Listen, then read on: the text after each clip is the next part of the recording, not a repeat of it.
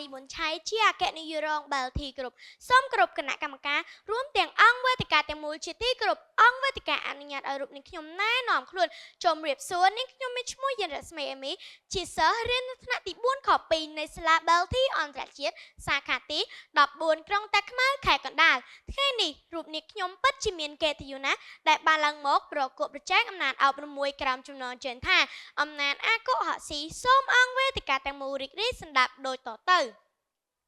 កាលពីព្រេងនាយមានកុមារម្នាក់រស់នៅជាមួយម្ដាយនិងចិញ្ចឹមជ្រូកមួយក្បាលពេលជ្រូកនោះធំឡើងកូនចង់កាប់វាស៊ី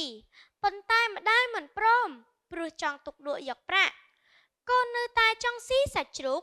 ក៏បង្កាល់បិចបញ្ឆោតម្ដាយដោយប្រាប់ថាទេវតាឲ្យទៅយកមេក្នុងព្រៃម្ដាយជឿហើយដើរតាមកូនទៅដល់ព្រៃកូនយកកញ្ជើគ្របដីហើយឲ្យម្ដាយសង្កត់គំលែងដោយប្រាប់ថាមាសនៅក្រោមដីខ្លួននឹងត្រកចប់មកជីក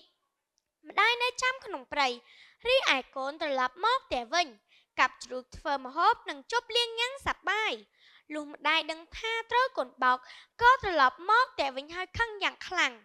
គាត់ឲ្យប្អូនប្រុសចាប់កូនច្រកក្នុងការុងយកទៅបោះចូលទន្លេពេលដល់មាត់ទន្លេកូនបានបោកមាសថាសុំទៅយកបួនកុហកដែលទុកនៅលើថ្នាំ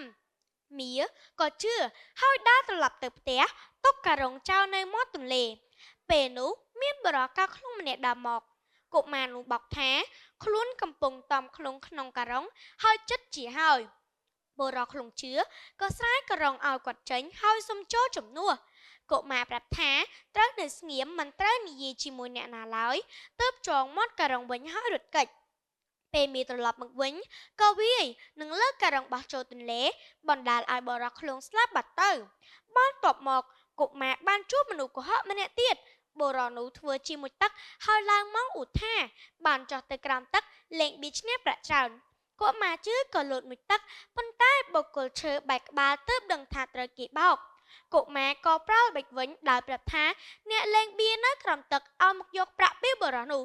បុរសកុហកដឹងថាកុមារនេះក៏មានប្រាជ្ញាចេះកុហកដូចខ្លួនដែរក៏ព្រមចែកប្រាក់ពាក់កណ្ដាលឲ្យនិងសូមរាប់អានគ្នាជាបងប្អូនដើររកស៊ីដោយការកុហកជាមួយគ្នាតាំងពីពេលនោះតទៅ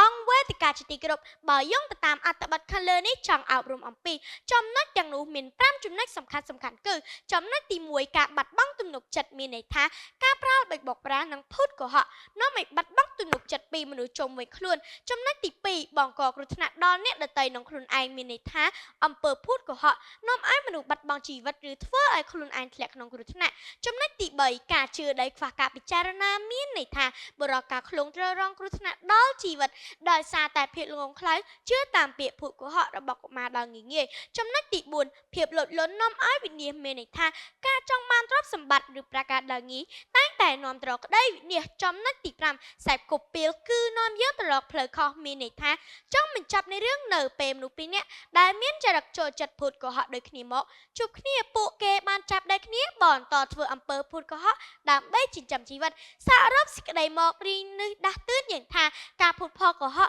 អាចកែខៃស្ថានភាពឬរកលៀបសការៈបានតែមួយគ្រាប៉ុន្តែវានឹងបំផ្លាញតម្លៃផ្ទាល់ខ្លួនសេចក្តីថ្លៃថ្នូរនិងអាចនាំគ្រោះថ្នាក់ដល់ជីវិតទាំងខ្លួនឯងនិងអ្នកដទៃ